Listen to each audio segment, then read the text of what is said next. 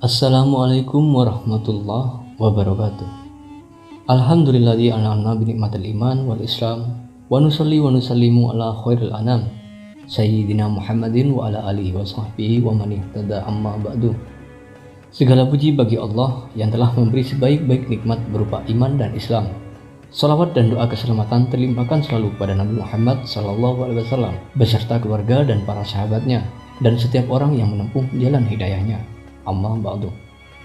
Sahabat Indosyariah yang dirahmati Allah, sholawat fatih merupakan salah satu lafaz sholawat yang masyhur diamalkan oleh kaum muslim. Sebagaimana namanya, keagungan dan keistimewaan sholawat fatih ini merupakan lafaz sholawat yang menjadi wasilah minta kepada Allah agar segala macam bentuk persoalan dan kesulitan hidup dapat terurai atas petunjuk dari Allah Subhanahu wa Ta'ala. Sebagaimana dikutip dari kitab Al-Mawsu'ah Al-Muyasyarah fi Al-Adyan wa Al-Azab Al-Mu'asyirah tentang keutamaan dari sholawat fatih. Syekh Ahmad At-Tijani mengatakan, keistimewaan sholawat fatih sangat sulit diterima oleh akal, karena setiap orang yang bersalawat kepada Nabi setiap hari sebanyak 100.000 kali, semua pahala itu belum dapat menandingi pahala membaca sholawat Al-Fatih 1 kali. Saya ulangi, keistimewaan sholawat Al-Fatih sangat sulit diterima oleh akal, karena setiap orang yang bersalawat kepada Nabi setiap hari sebanyak 100.000 kali, semua pahala itu belum dapat menandingi pahala membaca sholawat Al-Fatih 1 kali. Sholawat Fatih merupakan sanad dari Syekh Ahmad At-Tijani dan Al-Kutub As-Syekh Muhammad bin Abdul Hasan Al-Bakri. Dikisahkan sekitar tahun 1180 Hijriah, dalam usia 46 tahun, Syekh Ahmad bin Muhammad Hasan At-Tijani bertemu Syahidul Wujud Rasulullah SAW dalam keadaan terjaga, bukan dalam mimpi.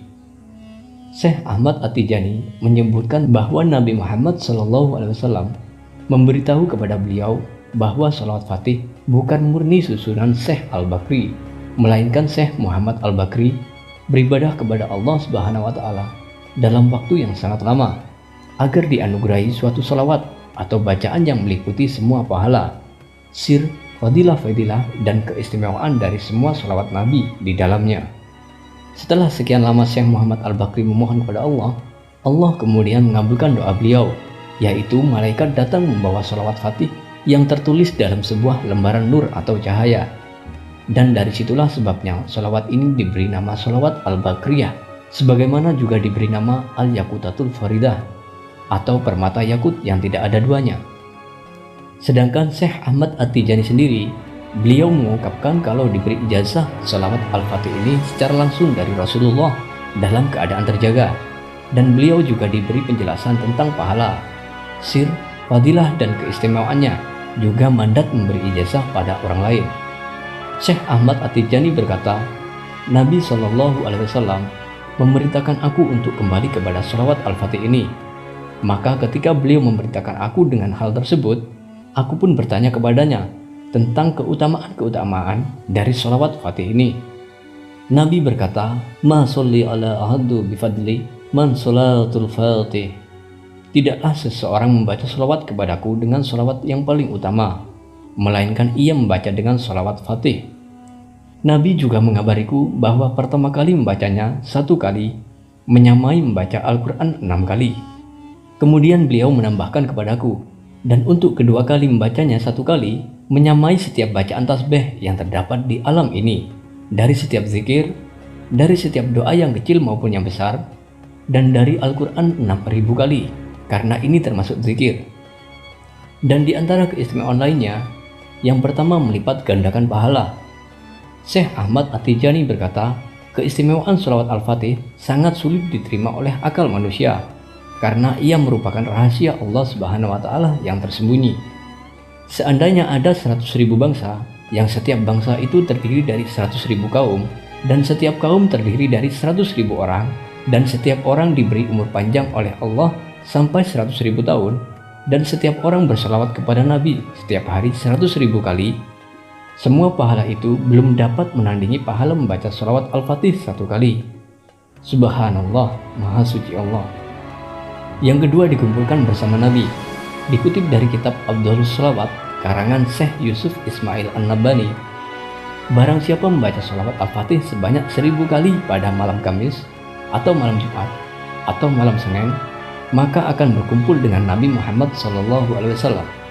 Adapun bacaan sholawat Al-Fatih dibaca setelah mengerjakan sholat sunnah 4 rakaat dengan 2 salam.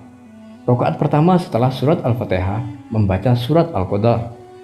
Rakaat kedua setelah surat Al-Fatihah membaca surat Al-Zalzalah. Rakaat ketiga setelah surat Al-Fatihah membaca surat Al-Kafirun. Dan rakaat keempat setelah surat Al-Fatihah membaca surat Al-Falaq dan surat An-Nas. Yang ketiga terbebas dari api neraka. Menurut beberapa ulama, membaca sholawat Fatih walaupun hanya sekali seumur hidupnya, maka orang tersebut tidak akan masuk neraka. Ma shalla biha marratan wahdah fi umurihi la yadkhulun nar. Barang siapa membaca sholawat Fatih 1 kali seumur hidupnya, maka tidak akan masuk neraka. Yang keempat, mendapat pahala menyamai 10.000 kali sholawat lainnya. Beberapa ulama juga berpendapat bahwa membaca sholawat Fatih bisa mendatangkan pahala yang besar. Menurut mereka, pahala membaca 1 kali sholawat Fatih menyamai 10.000 kali sholawat lainnya. Bahkan ada yang mengatakan pahalanya mencapai 600.000 kali lipat. Yang kelima, mempermudah datangnya hidayah. Fadilah dari sholawat Fatih yang berikutnya yaitu mempermudah datangnya hidayah. Menurut beberapa ulama, seseorang yang membaca sholawat Fatih selama 40 hari berturut-turut, maka ia akan tergerak hatinya untuk melakukan tobat dari segala kemaksiatan. Yang keenam, terbebas dari lilitan hutang. Fadilah sholawat Fatih juga dapat membebaskan hidup dari lilitan hutang. Menurut beberapa ulama, insya Allah dengan membaca sholawat Fatih dapat mempermudah rezeki dan hutang-hutang juga mudah terlunasi. Yang ketujuh, dijauhkan dari malapetaka dunia. Fadilah sholawat Fatih juga dapat menghindarkan hidup dari cobaan atau malapetaka. Menurut beberapa ulama, barang siapa yang membaca sholawat Fatih sebanyak 20 kali setiap selesai sholat fardu, maka hidupnya akan dijauhkan dari malapetaka dan keburukan duniawi. Yang kedelapan, menetapkan iman. Fadilah sholawat Fatih yang terakhir yaitu menurut beberapa ulama, barang siapa yang membaca sholawat Fatih secara rutin, insya Allah imannya akan dikuatkan dan menetap hingga akhir hayatnya, dan ia meninggal dalam kondisi yang baik, yaitu husnul khotimah. Wallahu a'lam bishawab. Sahabat Indosyariah yang dirahmati Allah, dari situlah kemudian sholawat Al-Fatih ini menjadi salah satu ciri khas dari Tarekat Tijaniyah. Di antara keistimewaan sholawat Fatih ini, tidak ada yang menyimpang dari ayat atau kandungan Al-Quran. Adapun lafaz sholawat Fatih beserta terjemahannya adalah sebagai berikut. A'udzubillahi minasyaitonirrajim. Bismillahirrahmanirrahim. Allahumma shalli ala sayyidina Muhammadin al-Fatih lima ughliqa wal khatimi lima sabaqa nasiril haqqi bil haqq wal hadi ila siratikal mustaqim wa ala alihi haqqa qadrihi wa miqdarihil azim. Artinya, ya Allah, limpahkanlah salawat, salam, dan keberkahan kepada junjungan kami, Nabi Muhammad SAW, pembuka apa yang terkunci, penutup apa yang telah berlalu, pembela yang hak dengan yang hak, dan petunjuk kepada jalan yang lurus. Semoga Allah melimpahkan salawat kepadanya, keluarga, dan para sahabatnya, dengan hak derajat dan kedudukannya yang agung. Lafaz salawat ini dikutip dari kitab Kerukunan Melayu Al-Idrus halaman 52. Dalam kitab tersebut juga terdapat kutipan dari Syekh Al-Arif Al-Kubro yang juga menyebutkan, barang siapa membaca salawat ini sekali seumur hidupnya, niscaya ia dipelihara Allah dari api neraka dan mewajibkan baginya mati dalam keadaan husnul khotimah. Wallahu a'lam bishawab. Sahabat Indosyariah yang dirahmati Allah, semoga video ini bermanfaat dan menambah keberkahan hidup kita, menambah ketakwaan kita kepada Allah Subhanahu wa Ta'ala, kecintaan kita kepada baginda Rasulullah SAW, dan saran pribadi dari kami agar selalu mengingat sholawat Sallallahu ala Muhammad. Dengan sholawat segala urusan akan jadi mudah, rezeki bertambah dan berkah.